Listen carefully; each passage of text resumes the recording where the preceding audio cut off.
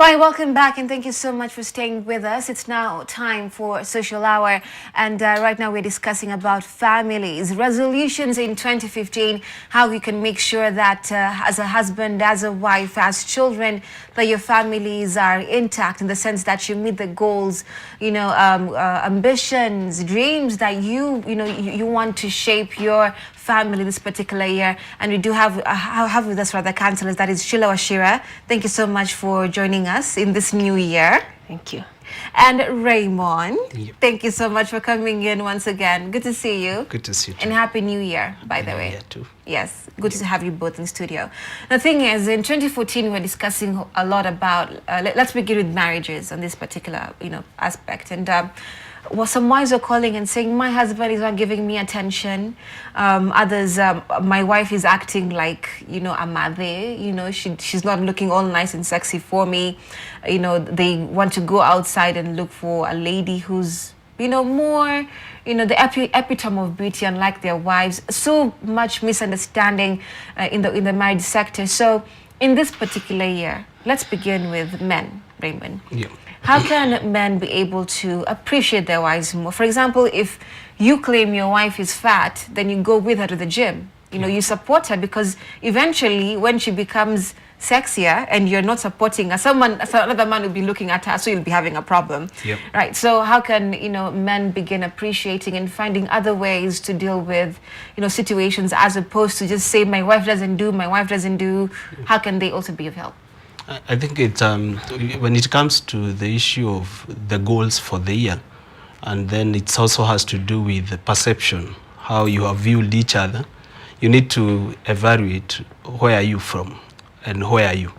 Because if last year you didn't appreciate your wife on her terms, because it's good for a couple to know, don't love me the way you think I want, love me the way I want.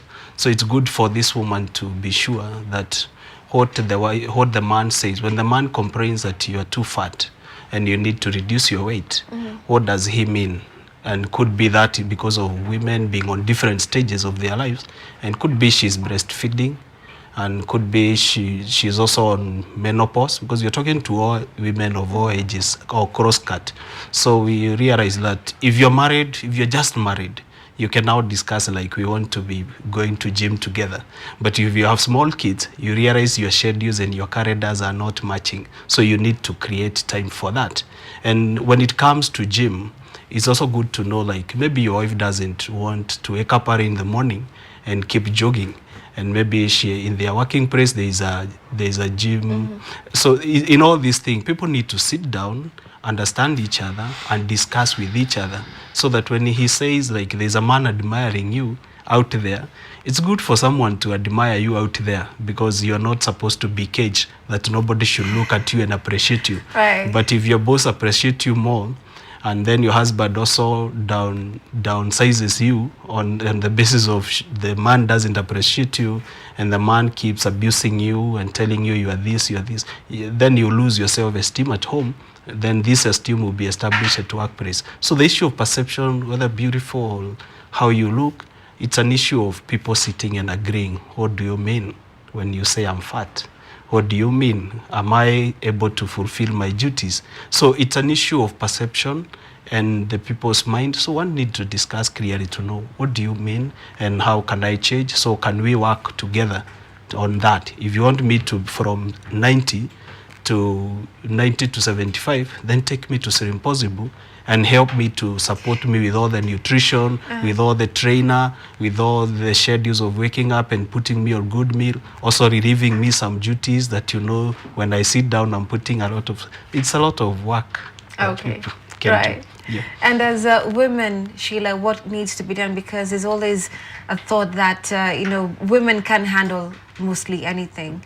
But we found that even last year, complaining that, my man doesn't listen to me, he doesn't understand me, he's cheating on me, he's doing A, B, C, D. So what can be done to make sure that, women also are able to handle themselves? And it's very important. Women are always being told, you need to know who you are.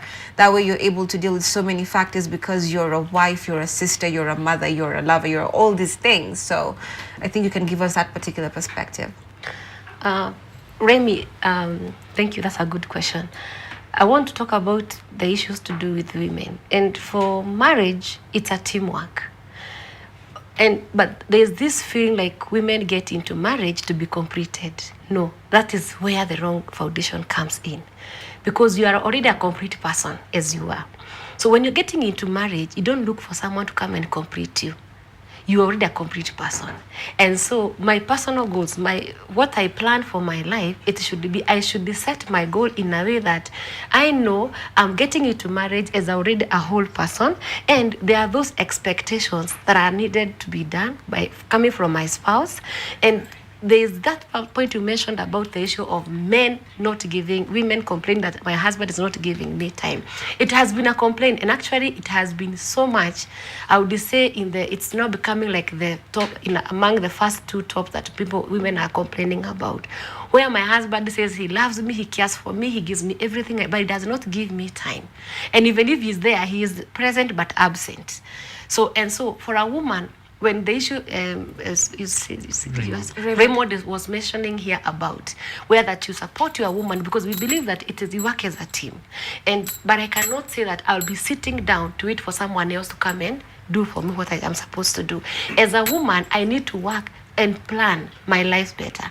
And this is all comes from me. It's not someone else who make my decision for me. It's your opinion that you need to make. Don't listen to people's opinion, because you end up want to be like them, yet you lose your goal. And so for a woman, we have these competitions out there. There's so many things happening out there. I need to be another person. I need to be this. But what am I doing about it? I don't have to rely on my spouse to complete me and to make me who I'll be tomorrow. Okay. So it's just all focuses on me. It's me who set my personal goals. It's me who focuses on that, not my other spouse. Okay. So we've established the basis where, a man and a woman have to be whole in themselves to make sure that the marriage institution works. Because if a man is not okay with himself, he will be demanding things that he can give himself from his wife. Yeah. For example, like, self-esteem. Some part of it you can't really get from your partner. You just have to get it from yourself. And same goes to women.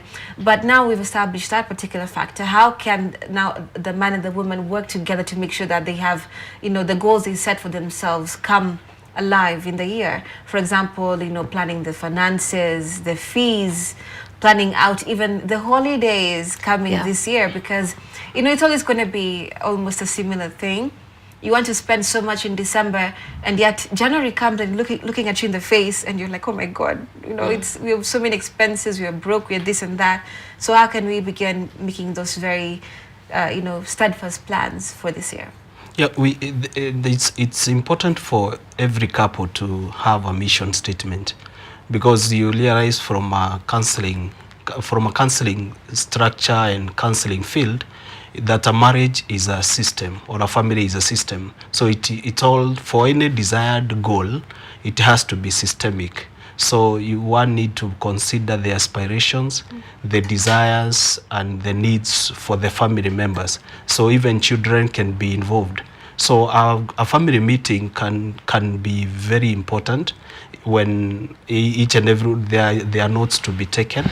So a family need to have a statement like, this year we want to be such and such family, and we want to be encouraging one another, to give room for growth and development of each other, and then we'll build each other's self-esteem. And then from there, you will establish some values that will not be unkind to each other. And then, so when you sit down, you ask each other, from last year, what did not work for us? Did we overspend? And then each and every person, family member, can be able to say, my goal this year is that I want to either achieve this particular degree, or I want, whichever plans one has. Then you go smaller details, that the small task, because a goal has to be a process. It's not, you realize people are excited at the fireworks and crossing over of the year. People are saying, I want, and we talk to God a lot of resolutions and the desires and aspirations. And all this ambition, if they were not written and maybe stuck over the fridge or near the kitchen, you realize everybody forgot us the first. So people need to know that when we sit as a family, we have minutes, and we have a family meeting where anyone can be a chair. and anyone can take note, and especially the child who want to be a teacher. Because children will keep reminding a family that, Dad, you said that by the end of the year, you'll buy me a dictionary. So the kid will keep remembering that you told us, you'll take us to this place. And then from there, then you can start now saying, let us be specific. We want to be specific that the goals for each and everyone is specific. Then we need to attain at a particular time that is measurable. And then you can say, is it achievable? So you are able to talk with each other that we can be able to achieve this, so that when you don't say we want to build a house of 4 million in 1 year, and then your salaries are very low and there is no other income that is coming to the family, and then you can say, then we are not realistic. And then you have a time. So as a family, you can be able to make it in a small goal, in a small way. That's basically how it works. Like one way I use in a family counseling, I have the home banks. I keep telling families that it's good for a family to use the home bank. You know, the small mkembes that is made by Juakari. That is, every family is unique and it can have its own way. You don't have to borrow from America or from whichever family. In your own way as a family, God has helped you to be where you are. So there are strides you have made as a family, and you don't have to focus on the negative. You can focus on the strength of your family and the resources that are within the family, and then you can dig from those families where you have a value and a principle that we are not going to be unkind to each other. Yes. So such that those values help. So you don't abuse each other, you don't call name, you don't spend money that is not for the family, and it's an agreed budget. And then I think that can take a family a step ahead. Then. Yeah. Right. Now, Raymond has mentioned very, important things that we need to do as a family, as, a couple. But the thing is, how should they get there? Because, like you said, we all have resolutions and goals, but once we do not, put them up or let someone else, make us accountable for what we've written, we always end up getting mid-year or just mid-month and we are back to our normal scenario. Yeah. Now, let's take a look at finances, for example, with couples. Some people, I'm sure you've heard, on the show many times, they say that, I don't trust my husband, so he's not gonna, he doesn't know how much I earn, and his money is our money and my money is my money. Or, you have a man who also has the same line of thinking. How can people come together and trust each other and know that marriage is not practice? That is a lifelong thing, and definitely you're not going to warm each other's seats there. It's actually something that, if you've done 20 years and you've been pretending, you can get 20 years back, or 5 or 2. So I think we need to establish that also. Good. The goal, it's very easy to set goals. We talk, as he talked about it. Next year, I want to do this. Next year, I have this. I have planned next year, we are going to holiday in US. I have planned next year, we are going to, I'll be a better husband, I'll be a better wife, I'll be creating time for you. We are planning to do ABCD. Our house, we have been saying we want to renovate, we are going to do the house project. There are so many things. People have so many. So we will talk about them and you say all of them. But then the how is very important. Because again, you can talk so many things about what you want to achieve, but then you cannot achieve them when you're just sitting back and watching, or when you're just talking about it. Now, the how one, you need to make sure that at least dream the dream. Dream the goal. Because again, don't just wake up in the morning and say it is going to be. Write a list of all what you need. Sometimes they might look anonymous. Like when you wake up in the morning, sit down, because it's a family goals. Sit down with your wife, sit down with your children. What do you want to achieve this year? What are your plans for? And they are short term, they are long term, and also we have the immediate goals. So sit down and plan all those things down. And again, for the goals that you are doing, because at the first time when you are putting all those, when you're dreaming your goal, you find that people will go, they are the unrealistic goals. We have the realistic goals, we have the specific, we have the unspecific goals. And so you need to be very realistic that the goal that you are setting, it is realistic, that actually it can be achieved. Now, the first thing, as I said, the first step one need to do is to dream the goal. List all what you need, financially, materially, setting, attitudes, all those are things that you need to list all of them down. Now, put them somewhere aside. Then probably after a week or two, then again all of you sit down again and say, now let's think about it. What goals do you still need? You might find that the goals that you had put, maybe you had put about 10 of them. You might only be interested with the 3 of them. Now those are the goals I'm talking about, the realistic goals. Now that's the first step. Then from there, you need to know the next step that I need to do.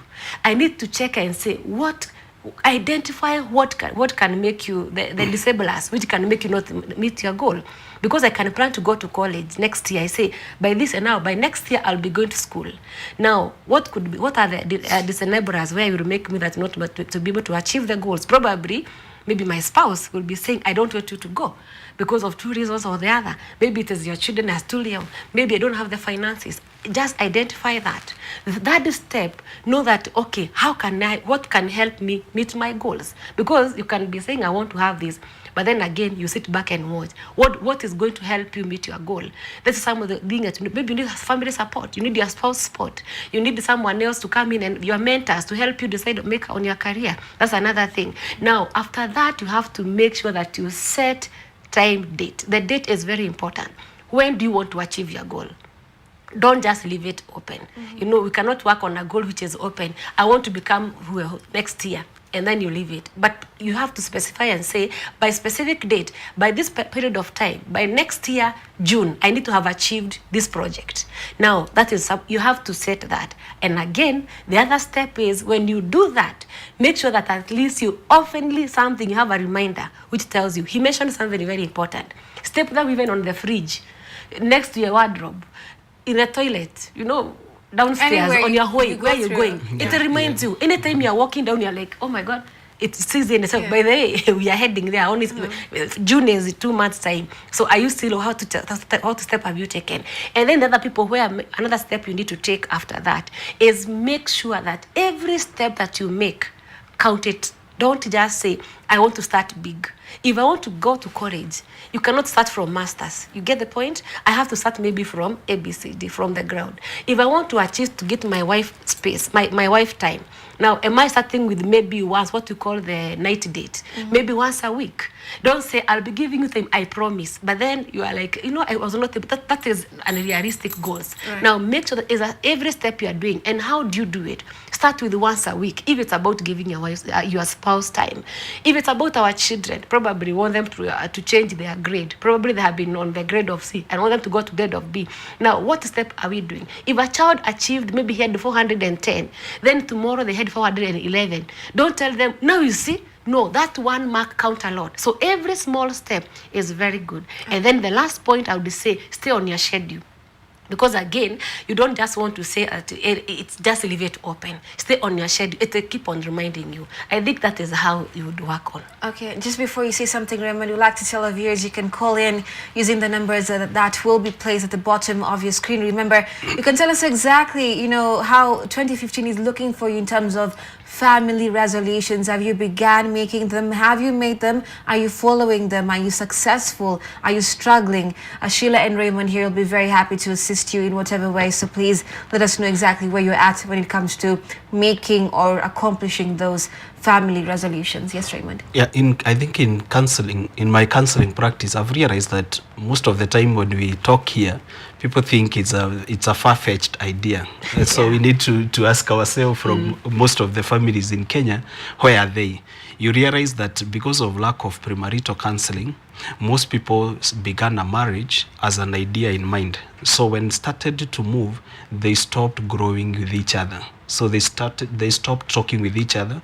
And mostly you realize family talk from a newcaster's level, because in communication you can talk from newcaster. Is when you get home, you release all the information you gathered as a TV to each other.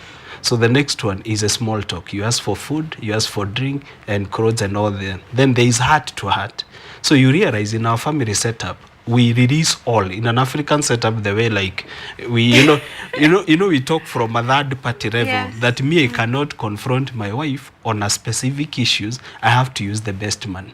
So we talk with the shame in mind that I don't want to face the shame as an African man. Then my wife also, again, doesn't want to confront the issues. So most of the family, like the school fees came and then it was put somewhere. And then we had also an in-law who is coming. We have also an uncle who is visiting. We have a fundraising card. We have a church money that is needed. So as Africans, we have fire fought. So we have done emergency. So we are always on the run. So that means any money that comes from our salary, we don't put it together and we plan with it. You raised the issue of trusting each other and working with each other. So in our families, there are issues we have not dealt with.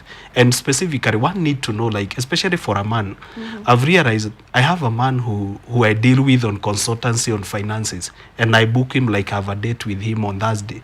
I will sit with him and we plan where do I want to go myself in my vision and my life. Because he is a speciality in that. He's an expert in that area. And I'm not. Please, your man is not a financial engineer.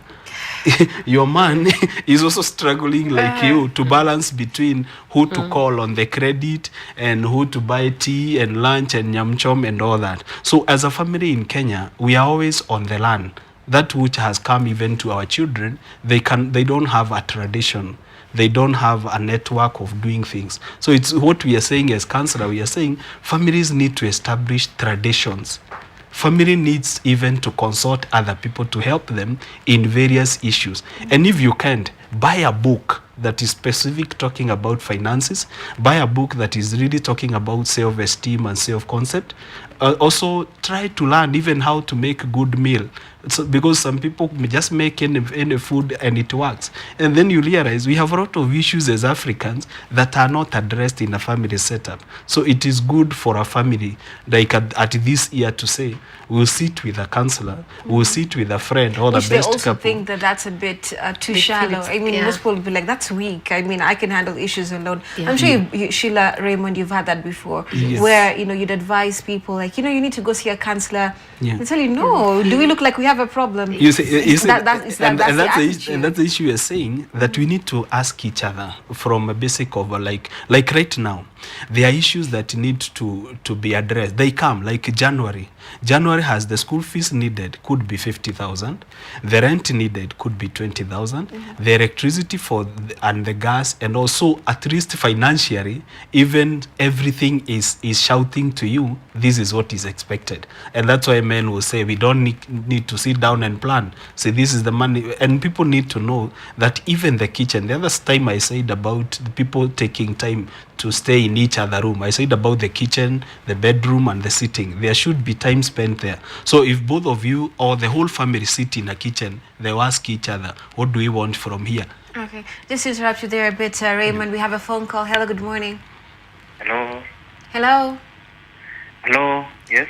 Yes, Peter, go ahead, please, with your question or comment. My name is Peter from Kisumu, and I have a problem. Okay. My fiancé earns 100,000 shillings per month, and for me, I'm struggling. I only fix myself with around 6,000 per month, and he believes that her money is her money, and I'm really struggling. And that's the only issue that is really bothering me.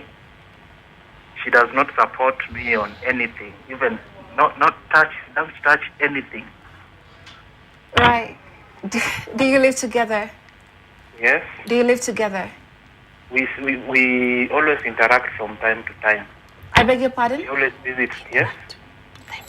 Okay, right, got that. Okay then, thank you very much for that. My producer and director are making very funny comments back there, so please tell us what you think, Sheila. What can you do? For our viewer, thank you for your call. But I want to clarify something. You cannot demand someone to support you. That's my take.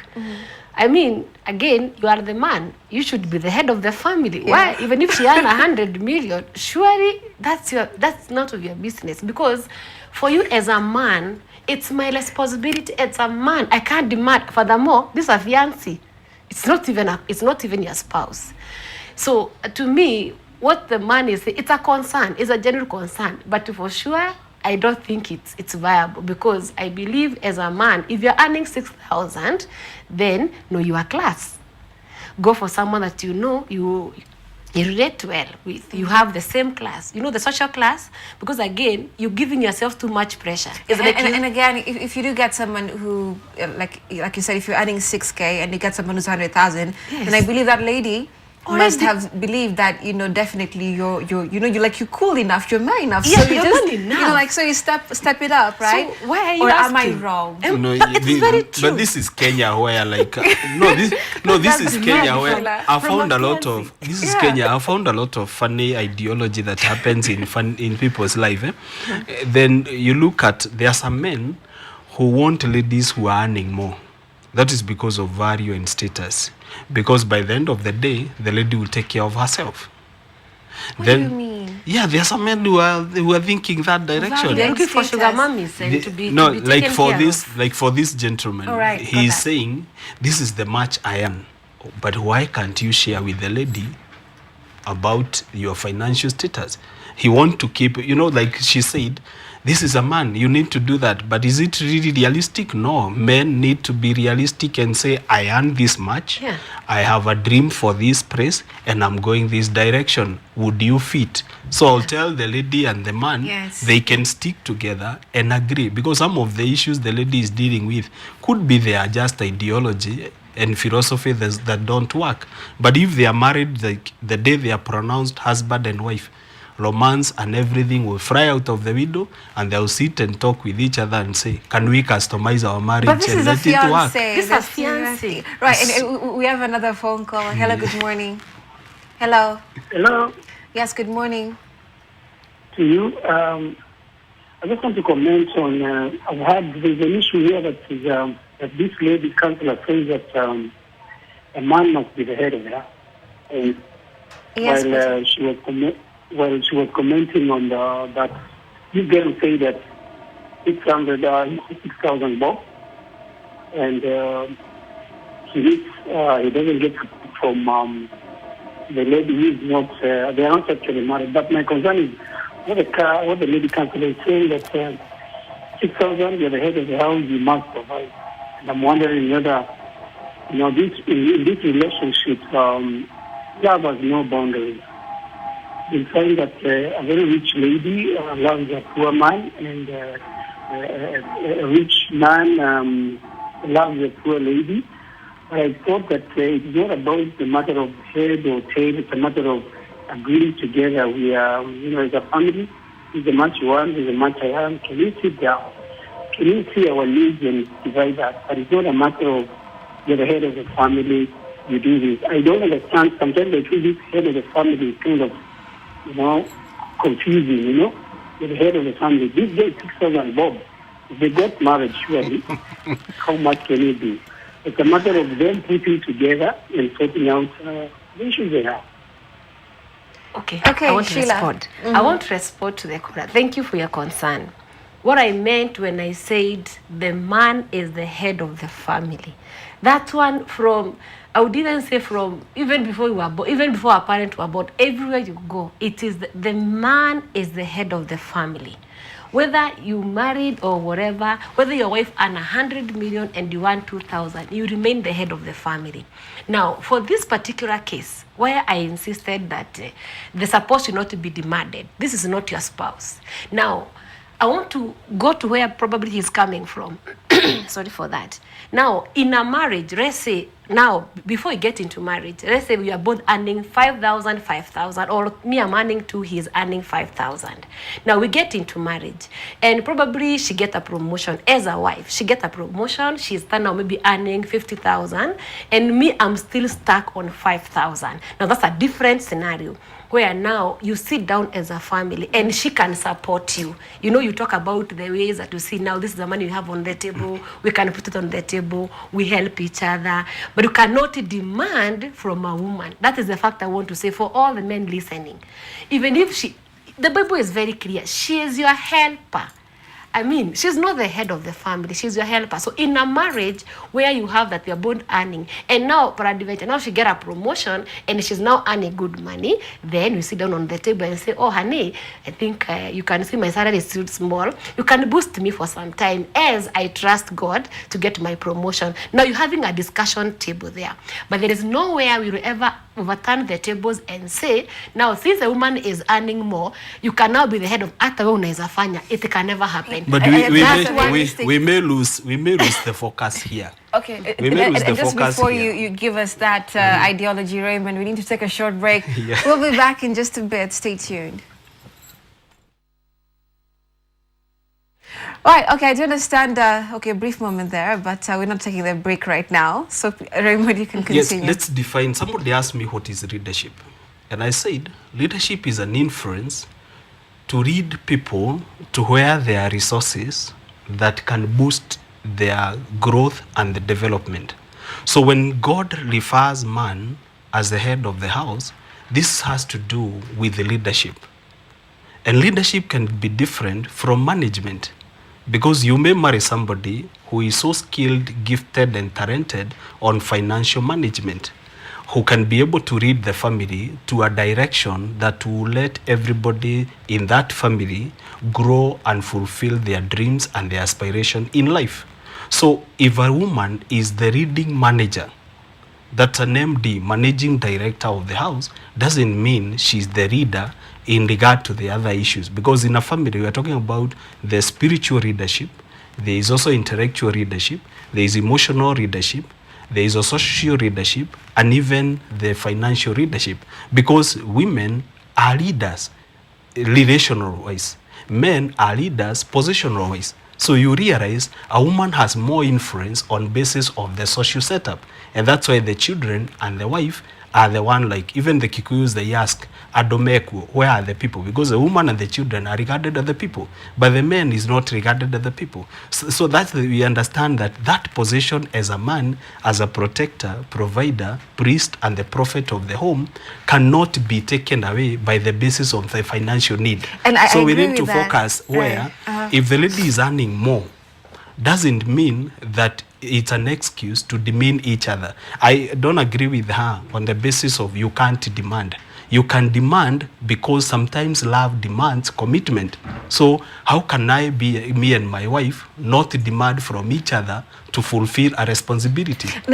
Okay, I agree with you, but not really. I can't really quite demand. I just say that, no matter what. Can she demand? Can she demand from you to take care? You're the man. No, I'll elaborate. I will elaborate more so I don't sound like a psychopath right now. Yes, please. It's not about how much. Like I was giving you an example during the break. If I'm a prime minister right now and my husband, let's say, worked in a quarry or something, Yara Sweep or whatever he did, and my position was up, then I was earning all these millions. The only thing I want from my husband is I want him to be a man, you understand? Because already I know who he is and what he does, and we got married either way. So it's not like I don't know how much he earns and that I actually said yes and we had a wedding, The thing is, you just want at the end of the day your man not to take a back seat and now tell me, no, your money, we are going to use it like dude, that is so wrong, because at the end of the day you just want a man to be the head of the house. No matter who you are as a woman and what position you have, you want the protection, the guidance, and the perspective from a man at the end of the day. But again, he should not abuse that from you by the sense of pesa kidogo sia. That is so wrong. You see, that's what you're saying. No, but we have a phone call, Raymond. Hello, good morning. Hello. Hello. Yes, good morning. Morning to you. How are you? I'm very much okay. Talk to us. What's your name with your question or comment? Okay, I'm Rosbella Barue. I want to comment something very little. Okay. Yeah, about the issue that when ladies have their money. Hello? Yes, we can hear you. Yeah? Go ahead, please. Go ahead. We can hear you. Okay, that when ladies have their money and the fathers want to control. Right. And it's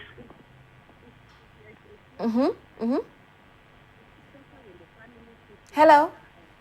Hello? Yes, I think where she's driving. Okay. I think what maybe she's trying to say, because I can understand where she's coming from.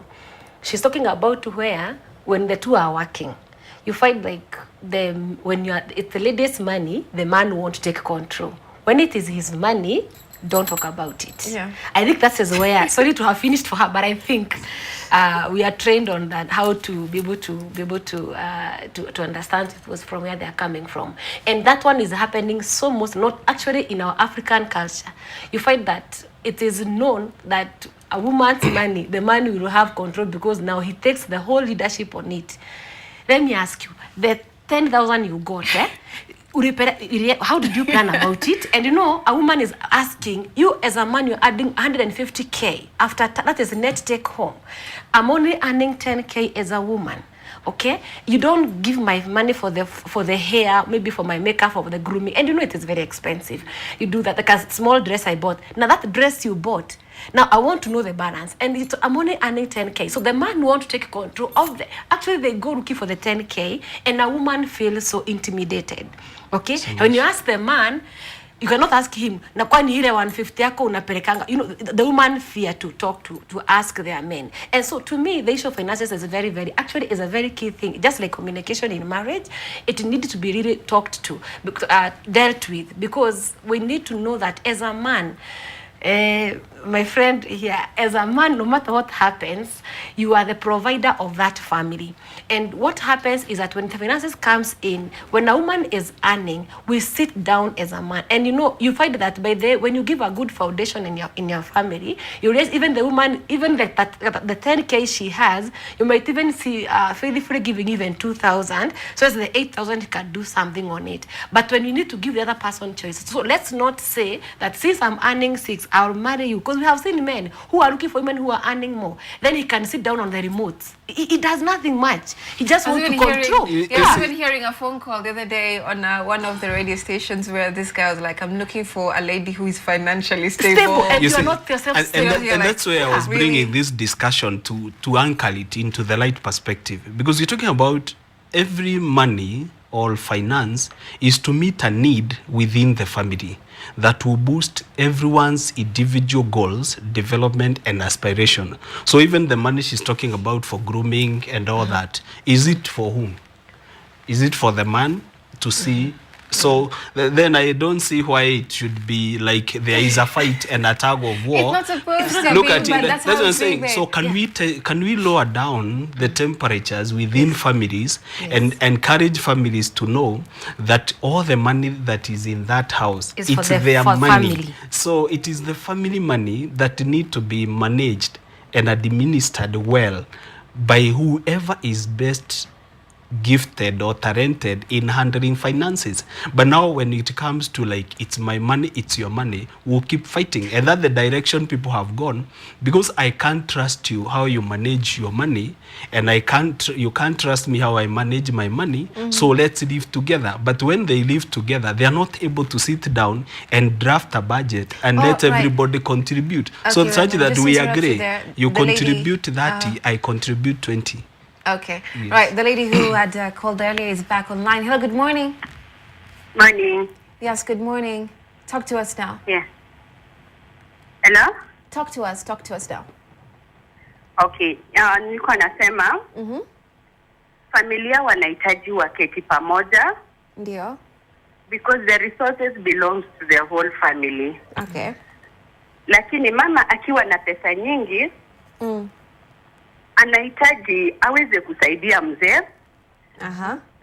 Lakini asionyeshe watoto ya kwamba she's the breadwinner.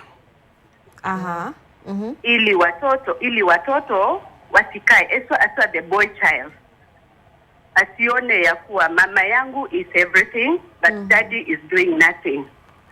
He needs to protect the father. She needs to protect the father. Okay. Got you. Yeah? Nakuelewa. Yeah. hili watoto wanapokuwa wasitenge baba yao ya kwamba everything my mama does this, my daddy does not do that. Because automatically children tend to love the mother. But if the father does not show that he's with the children, he might be sidelined. Okay, thank you for that. What you say is very true. You know, there's women who always want to rub it in that, by the way. Yes, I'm the one. This living room. Yes. And by the way, how much money do you for you see the beauty with you see the beauty with the family therapy. As we wind up, I need to get your final comments. Yes. The beauty with family therapy is that we encourage couple to know that their marriage have phases. So in the phases, there is a developmental task for every family. So you realize when the couple get married, they don't have issues with whose money is. But the moment the kids start going to preschool and the teenage, then everyone's owns some money. But the moment they clear the house and it's an empty nest, they don't have the issues of the money again, because the finances are to meet the needs. And that's why family need to know what are our needs, what are wishes and desires, and what is our goal. So a family need to keep focus on the end in mind. So they need to know what is our vision, what is our dream, so that because people keep investing on working on each other, fighting each other, and they want to go for a praise. So you can know a family that is going to divorce by the way they talk. So you can know from the abuses and the devaluation of each other, these guys are not going anywhere. So it's not the issue of my finances, it's the issue of poverty in their mind, because they lack knowledge and information on how to apply marriage. Marriage is an institution blessed by God, and anyone can get into it and pray within the rules, and it will work. Okay, then. Right. Sheila. Yes, I would really want to say that that is the first key thing for you as you're getting into marriage is to lay the right foundation. And the foundation which was laid just during premarital, it is what is taken ahead. Because again, when you don't lay those foundations, that how are we going to be managing our finances? And when I do premarital, I tell people, don't assume. We tell them finances is a very key, and it can break homes. And we tell them now, how are you going to plan the finances? There are those who say, which I leave for them to make a decision. We can operate a joint account, and I like those people who do that, because it's not my money or your money. We are able to work with the finances that we have.